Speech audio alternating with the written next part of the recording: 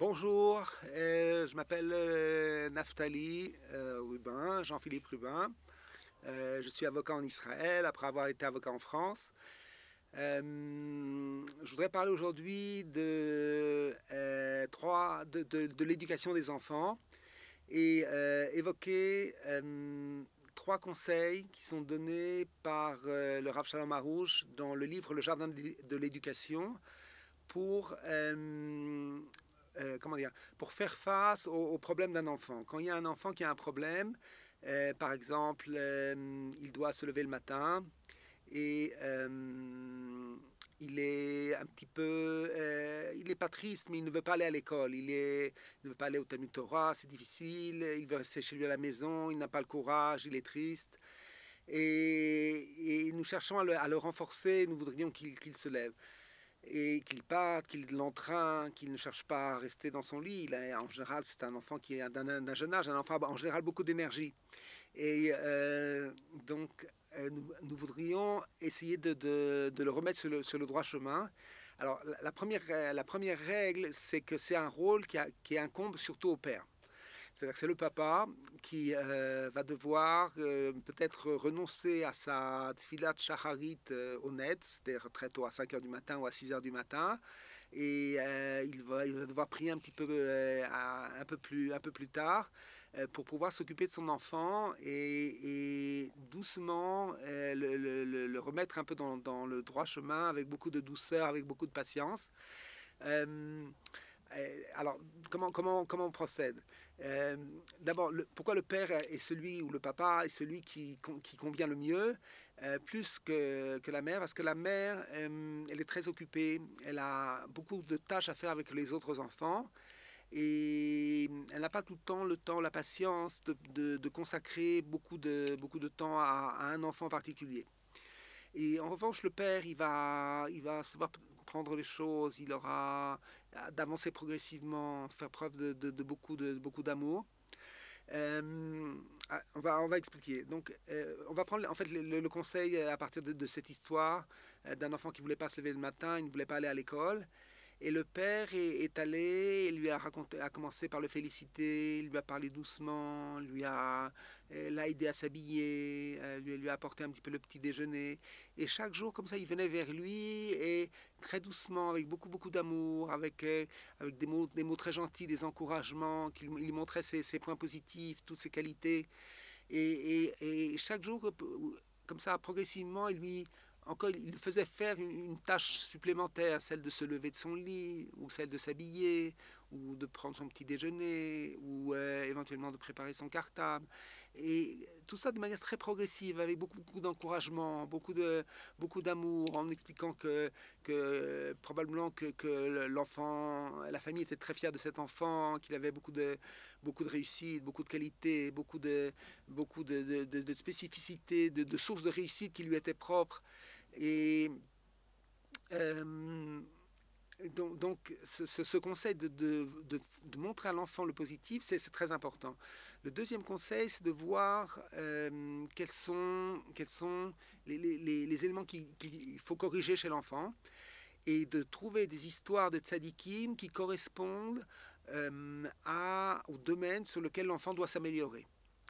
Et il y a une règle de ne pas faire, comment dire, de raconter l'histoire sur les tzadikim, parce que l'histoire a deux avantages. Premièrement, on parle maintenant d'une autre personne, on ne parle pas de l'enfant. L'enfant ne lui fait pas des reproches, parce que ces reproches peuvent le briser. Si on lui fait des menaces, ça peut aussi le casser. Aujourd'hui, nos âmes, les âmes des enfants en particulier, sont plus fragiles, donc nous devons uniquement faire preuve d'amour et de motivation, et ne pas critiquer l'enfant, même s'il a échoué, même s'il est dans une situation qui a priori, est très difficile à accepter.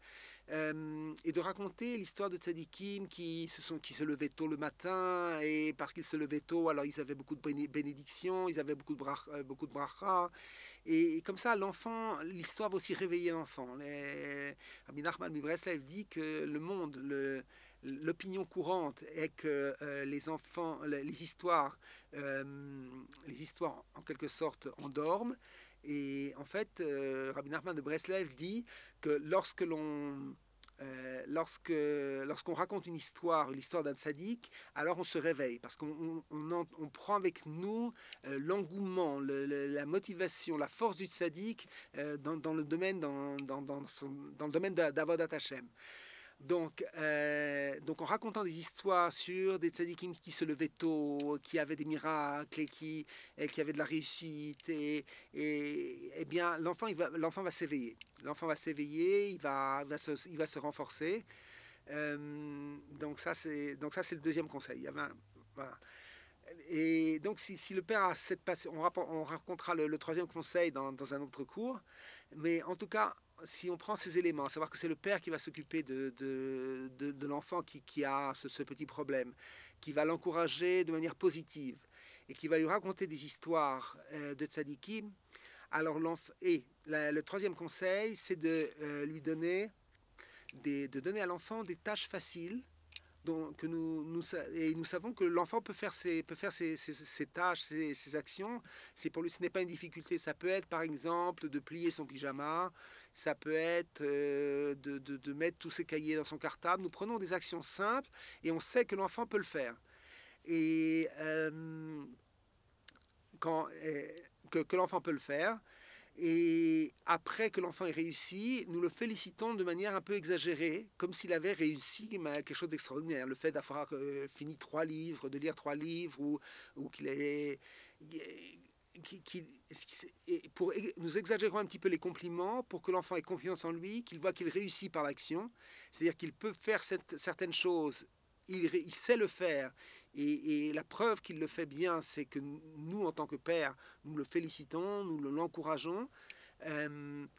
Donc ça sont des éléments ces 3 choses-là vont permettre à l'enfant de sortir progressivement de sa... on va le dire, mais c'est un peu des problèmes psychologiques, mais il faut le voir de manière très très douce. C'est-à-dire que même si on dit que parfois les meilleurs psychologues des enfants, c'est leurs parents, mais on voit qu'un père, par une approche qui est très douce, avec beaucoup d'amour, avec un esprit très positif, donc montrer les points positifs de l'enfant, raconter des histoires de tzadikim et donner à l'enfant le fait d'exécuter des tâches faciles et de le féliciter pour cela avec une exagération de compliments, eh bien ces 3 conseils permettent à l'enfant en fait, de sortir de sa situation délicate et à réussir. Ces 3 conseils sont amenés dans le livre qui s'appelle Le Jardin de l'éducation par le Rav Shalom Aroush. Ce livre-là, c'est un livre extraordinaire. C'est un livre qui éduque à la fois les parents et les enfants. C'est-à-dire que si nous n'avons pas eu la chance d'être éduqués comme il faut, il y a beaucoup de détails, eh bien, nous voyons au cours de ce livre, et nous parlons à titre personnel, mais c'est sûrement vrai pour tout le monde, pour beaucoup d'autres personnes, on va dire avec modestie, mais nous avons ressenti comme ça des conseils vrais, authentiques, qui viennent d'une véritable réussite familiale du Rav Aroush, et dans tous les aspects de l'éducation de l'enfant, que ce soit les relations avec le melamed, le professeur à l'école, ou le maître à l'école, la maître, ou que ce soit le rôle du maître, que ce soit les problèmes avec les enfants, les notions de discipline, l'importance de l'amour, l'importance de donner la chaleur à l'enfant, tous les aspects, ou que ce soit l'éducation des parents, que les parents ne peuvent éduquer que sur des points sur lesquels eux-mêmes ont été éduqués. C'est-à-dire qu'on saura qu'un père ne peut pas demander à son enfant de se lever tôt si lui-même ne se lève pas tôt. Et donc il y a beaucoup d'éléments. L'importance de la paix conjugale, les enfants qui vivent avec la paix conjugale sont des enfants équilibrés, des enfants qui réussissent. Et inversement, s'il y a un problème de paix conjugale, c'est très difficile d'éduquer les enfants. Et tout d'abord, la première phase, c'est que les parents s'éduquent eux-mêmes, arrivent à la paix conjugale et s'améliorent. Et une fois qu'ils sont améliorés, très souvent, ils montrent un bon exemple. Et parfois, il faut aller un petit peu plus loin, il faut aussi éduquer l'enfant. Mais il y a tout ce cheminement qui est expliqué de manière très concrète, comme si le Rav Aroush était chez nous à la maison et nous guidait comme ça sur certains points. Mais nous avons le livre comme ça seul, donc personne ne nous voit et on n'a aucune... comment dire, on se fait on ne se fait pas des reproches à nous-mêmes, mais c'est de manière, tous ces conseils sont amenés avec beaucoup d'amour, beaucoup d'intelligence, beaucoup de finesse et une véritable compréhension de la vie familiale, une très grande havana, comme on dit ici à Jérusalem. Donc voilà, alors c'est une bonne préparation à la Aliyah d'apprendre comme ça ces principes d'éducation. C'est applicable en France et une fois qu'on les a appliqués en France, alors on vient en Israël et comme ça on réussit son Aliyah et on vous attend avec grand plaisir. Notre prochain cours, on dira la même chose mais en hébreu facile. En tout cas, passez une bonne semaine, Shabbat Shalom, à bientôt.